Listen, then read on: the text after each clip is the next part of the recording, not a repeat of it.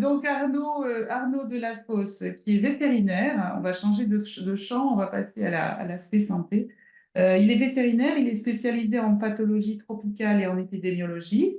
Donc il a fait des séjours en Afrique pendant 10 ans, puis après, depuis 20 ans, il est directeur du groupe de défense sanitaire de l'Orne en Normandie, qui est un organisme donc gestionnaire des programmes d'assainissement et de prévention sanitaire.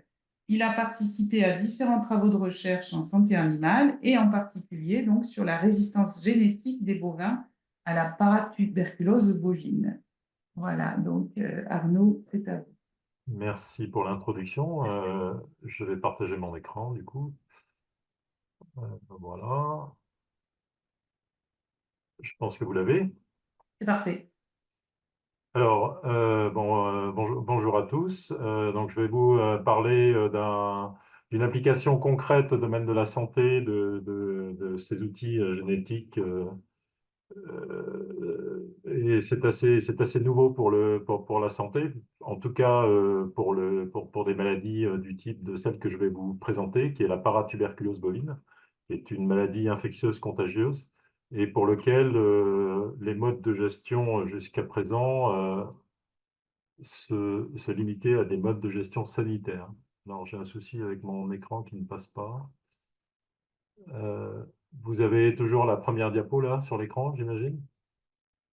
Oui, on est toujours sur la première diapositive. Alors, je vais arrêter le partage parce que là, je sais... Ah si, c'est bon. Euh, donc, vous l'avez? C'est bon. Très bien. Donc, un petit mot d'introduction d'abord sur ce que c'est que la paratuberculose bovine.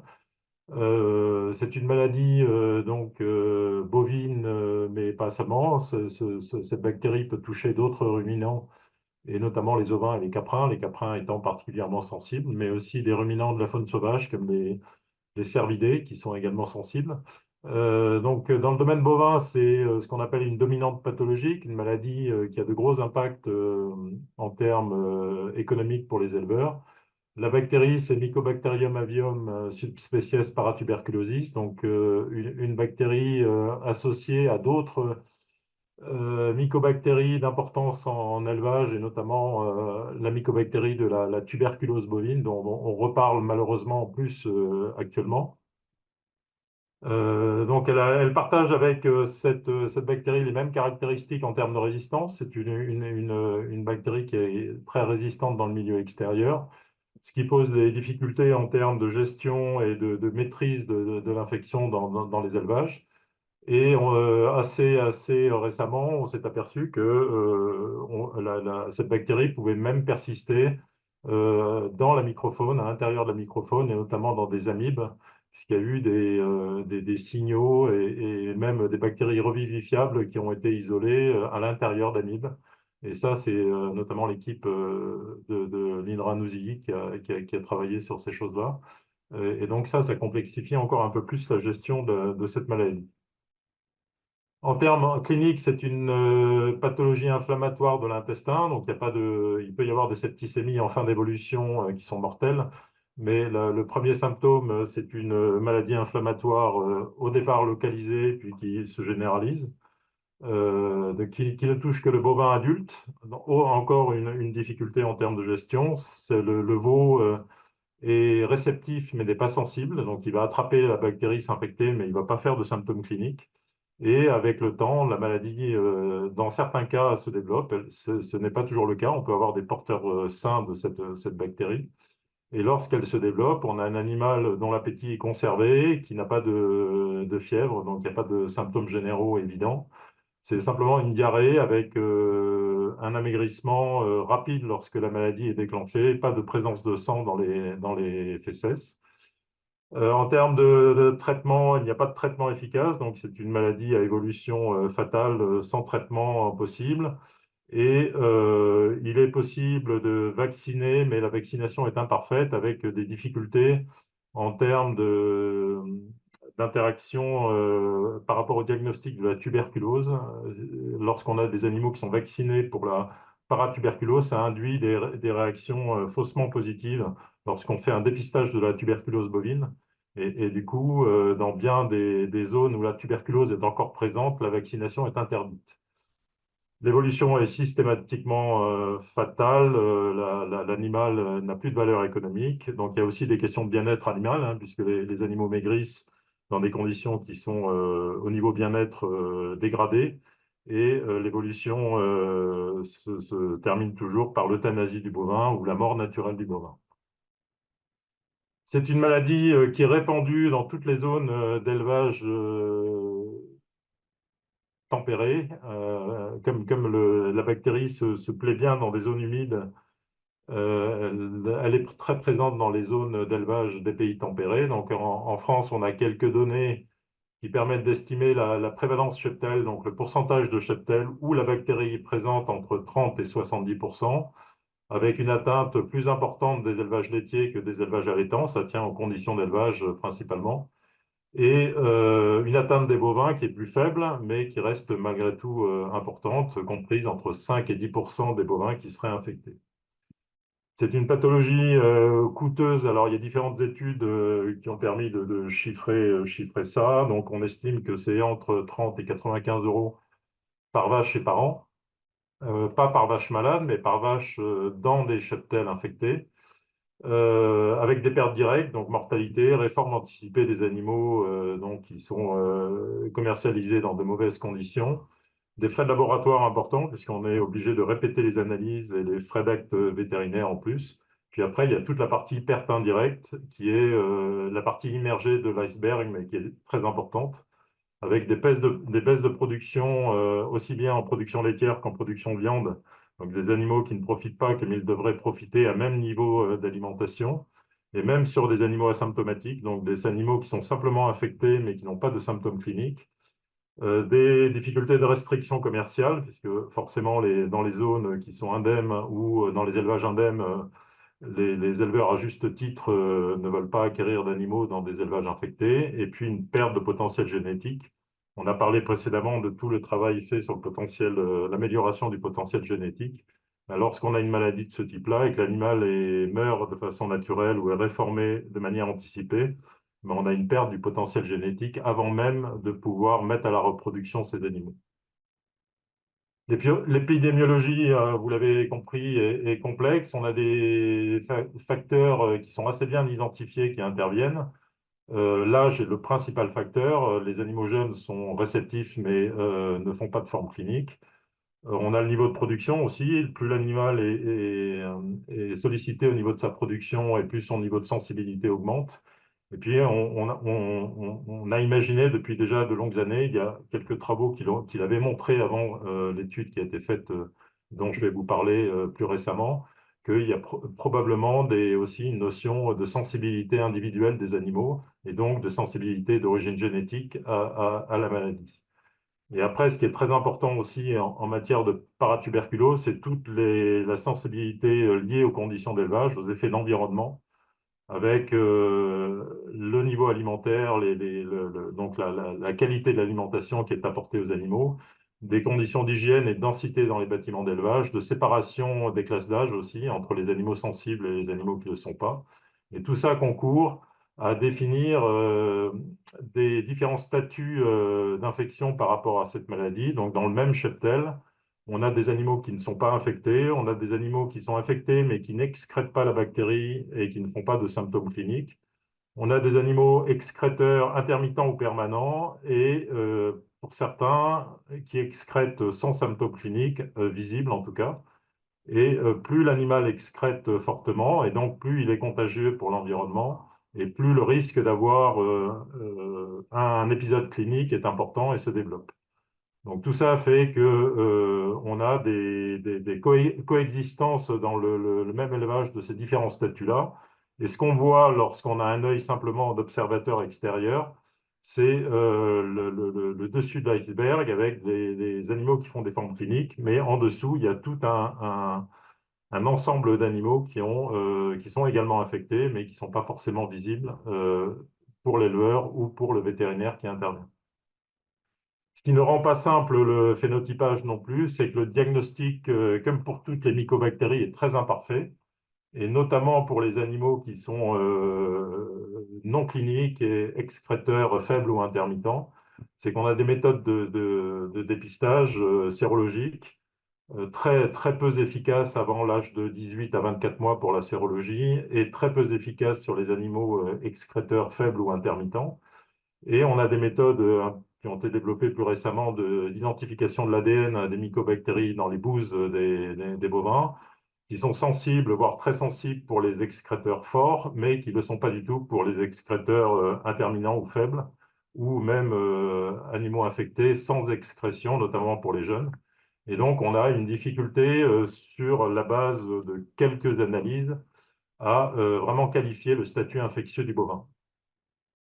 Donc, le contrôle de la maladie dans nos régions depuis très longtemps, c'était une lutte longue et incertaine, passant par des méthodes de phénotypage liées au diagnostic, donc sérologique. Au départ, on a fait des cultures, beaucoup, mais avec des rendus de résultats très longs et très coûteux. Donc ça a été abandonné progressivement. On est passé sur la sérologie, une méthode qui peut être efficace pour des animaux excréteurs importants, mais pas pour forcément tous les animaux et pas pour les jeunes du tout. Et plus récemment sur des méthodes de PCR avec, pour obtenir finalement une bonne qualité de phénotypage ou d'identification du statut infectieux de l'animal, l'obligation de répéter les analyses sur un temps très long.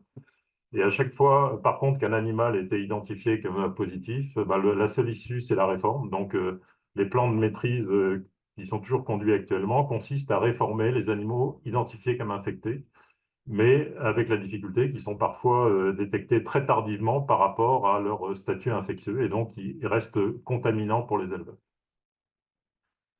Alors, la nouvelle approche par rapport à la génétique, elle a maintenant déjà quelques années. C'est à la suite de constatations de terrain portées par les gestionnaires du fait que certains animaux paraissaient beaucoup plus sensibles que d'autres alors qu'ils étaient soumis exactement aux mêmes conditions d'élevage dans les mêmes cohortes d'animaux. Ça, c'était une observation terrain, donc on subodorait qu'il y avait probablement un déterminisme génétique derrière ça. Et donc, ce projet, la paradigme Pixar, qui a réuni les différents partenaires que vous avez affichés à l'écran, avait pour objectif d'explorer ce potentiel déterminisme génétique dans les deux principales races laitières que l'on a en France, qui est la race Primostein, la race normande, puisque le projet s'est développé dans le Grand Ouest où la normande est présente. Et donc, ce projet avait vraiment pour objectif d'explorer cette partie-là. Donc, on parlait de phénotypage au moment des interventions précédentes. Le phénotypage, au départ, il a été identifié comme étant durci et complexe, parce qu'on avait vraiment besoin de caractériser le statut infectieux des animaux. Donc, on est parti sur des cheptels infectés. On a défini des animaux cliniques ou non cliniques. On a travaillé sur les animaux dits infectés, sur des animaux les jeunes, et développant déjà donc éventuellement des symptômes cliniques ou un statut infectieux. Et on a confirmé ce statut après toute une série de tests, ELISA et PCR, donc très long, très coûteux à mettre en place, avec des frais d'actes vétérinaires en plus. Donc tout ça a été lourd, mais visé à avoir un phénotype le plus précis possible. Et puis après, au niveau des témoins, on a travaillé sur des animaux exposés à la maladie, parce qu'avoir des négatifs dans des cheptels sains, ça n'a pas d'intérêt. Donc, on a travaillé sur des contemporains négatifs, phénotypés par également toute une série de résultats d'analyse, et sur des animaux âgés, comme ayant été exposés à la maladie dans les cheptels infectés. Donc ça, c'était la première phase du projet. Et ensuite, lorsque les premiers résultats se sont révélés concluants, on a allégé les phénotypes et on a travaillé sur un statut sérologique beaucoup plus simple à collecter, avec des conditions individuelles sur les animaux, allégées également, donc des vaches de plus de 3 ans, nées dans des élevages avec une exposition plus simple, donc les négatives étaient simplement exposées à une autre vache positive identifiée dans la même cohorte de naissance. Donc, les résultats ont été concluants. C'était un pari qui s'est révélé concluant et avec l'identification donc de QTL, de marqueurs génétiques associés au statut infectieux des animaux. Donc là, vous avez un petit peu le détail sur les différentes races, hein. Il y a 4 notamment QTL importants qui ont été identifiés dans chacune des races, avec parfois à peu près les mêmes marqueurs dans les deux races et parfois des marqueurs un petit peu différents. Donc on voit que d'une race à l'autre, il peut y avoir des variations, ce qui nécessite de recommencer ces études dans des races à chaque fois qu'on veut développer ce genre d'outils dans des races différentes. Et la conclusion donc, des généticiens associés à ce projet était qu'il y avait un déterminisme génétique suffisant pour développer une sélection de type génomique avec diffusion d'indicateurs de résistance, donc, qui ont été commercialisés dès avril 2022 en race Holstein et qui seront commercialisés plus tardivement en race normande, puisque ça sera fait à partir du mois d'avril 2024. Donc en termes de gestion, ça nous apporte des solutions de gestion qui sont très intéressantes. Donc à ce stade, c'est simplement un indicateur de résistance, ce n'est pas un index de résistance, donc, parce que le niveau de fiabilité est encore insuffisant pour parler d'index, on est sur des indicateurs, mais lorsqu'on regarde le risque d'infection dans les différentes catégories qu'on a identifiées sur la base de cet indicateur, on s'aperçoit que le risque relatif de développer une infection paratuberculeuse et une forme clinique est beaucoup plus élevé dans les catégories sensibles. Donc les 5% dans la population générale, on a à peu près 5% d'individus très sensibles qui ont un risque de développer cette maladie qui est beaucoup plus élevé que dans la catégorie des résistants qui sont dans la population générale à hauteur de 25%. Et pour les mâles, donc la décision au niveau du consortium qui a développé cet outil a été de mettre en évidence le caractère résistant simplement des taureaux et donc de travailler simplement sur une catégorie d'animaux résistants. Donc, en termes de gestion, ça nous apporte la possibilité de travailler sur les deux voies, mâles et femelles, avec une détection précoce de bovins sensibles. Donc, au niveau des mâles, dans les candidats au schéma de sélection, donc les veaux mâles qui rentrent dans les schémas de sélection sont génotypés et ceux qui sont sensibles sont écartés. Et au niveau des génisses, de travailler aussi en élevage cette fois, sur l'identification d'animaux sensibles, pour ne pas les conserver dans les élevages ou les amener à d'autres utilisations lorsqu'on est dans des élevages où on a un risque paratuberculose important. L'amélioration de la résistance globale passe par, au niveau des programmes, des plans d'accouplement par l'utilisation de taureaux résistants. Donc maintenant, le caractère résistant est diffusé largement par les entreprises de sélection en race Holstein, et ça sera bientôt le cas en race normande. Et on a des économies pour l'élevage qui sont intéressantes en ciblant mieux les analyses et en ouvrant la possibilité de conserver des animaux de haute valeur génétique lorsqu'on est dans des élevages où il y a de la paratuberculose bovine, mais sous surveillance renforcée, de façon à pouvoir les écarter en cas d'infection. Donc ça vous donne maintenant un plan de gestion de la maladie qui associe des mesures sanitaires classiques d'identification des animaux par des prises de sang ou par des prises de bouse à un caractère génétique, c'est-à-dire qu'on adapte le phénotypage réalisé sur la base des analyses de laboratoire au caractère de résistance des bovins. Et donc ça nous ouvre des pistes très intéressantes en termes d'amélioration de l'efficacité de nos plans, donc avoir des plans qui sont plus efficaces, plus rapides, qui permettent d'alléger les prélèvements lorsque c'est possible, donc d'avoir une lutte efficace et économique. Et on n'oublie pas malgré tout, cet outil génétique, c'est pas 100% de la solution, donc on n'oublie pas qu'en matière de paratuberculose, il y a des fondamentaux, c'est au niveau de l'élevage des veaux, de limiter l'exposition à la bactérie, donc de séparer les veaux, notamment issus d'animaux infectés, de femelles infectées lorsqu'ils sont présents, mais de façon un peu plus générale, d'avoir des temps d'exposition des veaux aux mères infectées le plus court possible, et de travailler les conditions d'élevage, les effets d'environnement, l'alimentation, la gestion du parasitisme aussi qui a un impact, et toutes les questions d'hygiène et de gestion au sein des élevages. Voilà, je ne sais pas si je suis bien au niveau timing, je n'ai pas regardé. Ah, pas mal, oui. Si ça va, il y a Merci beaucoup J'ai pour. peut-être dépassé un peu. Excusez-moi. Non, non, non, il y avait un petit peu de délai au départ. On est Il y a tout. qui a été posée, qui est, tu as parlé d'indicateurs plutôt que de valeurs génétiques, c'est est-ce que tu as des valeurs de CD associées aujourd'hui aux index qui sortent? Alors, comme je l'ai dit, je ne suis pas généticien, donc voilà, j'ai toujours un peu de difficulté à parler de ces choses-là. Je pense que Laurent, il vaudrait mieux que tu répondes à cette question. Moi, je ne voudrais pas dire de bêtises. Alors, dans ce projet, je me suis un peu imprégné, mais ça reste superficiel quand même. Quoi, je ne voudrais pas dire de bêtises parce que moi, avec Arnaud, initié ces travaux il y a une douzaine d'années quand je travaillais pour l'UNCIA, hein.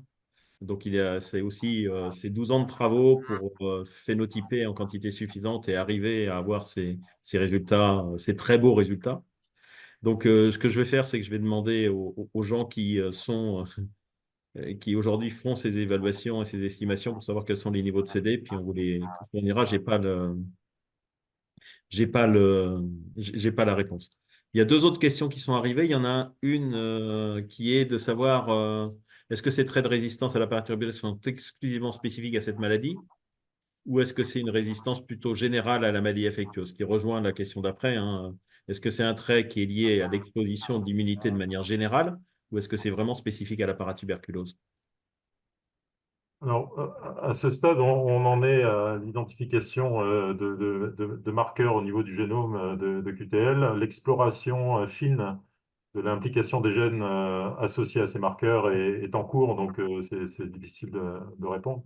Il y a probablement un peu des deux, donc des gènes qui interviennent au niveau de l'immunité générale, mais il y a aussi probablement plus également des gènes qui interviennent plus spécifiquement sur ce type de pathogènes, d'infection à ce type de pathogène. Alors, ce qu'on pourrait aussi se poser comme question qui pourrait avoir des impacts notamment pour la tuberculose bovine, pour les gens qui sont dans le réseau, dans la gestion sanitaire, c'est une problématique qui est forte en ce moment avec des résurgences. Et on pourrait imaginer que si on a des phénomènes un peu croisés, de résistance croisée aux différentes mycobactéries, le travail fait sur la paratuberculose bovine pourrait peut-être aussi avoir des effets bénéfiques sur d'autres infections à mycobactéries, mais ça, ce n'est qu'une hypothèse.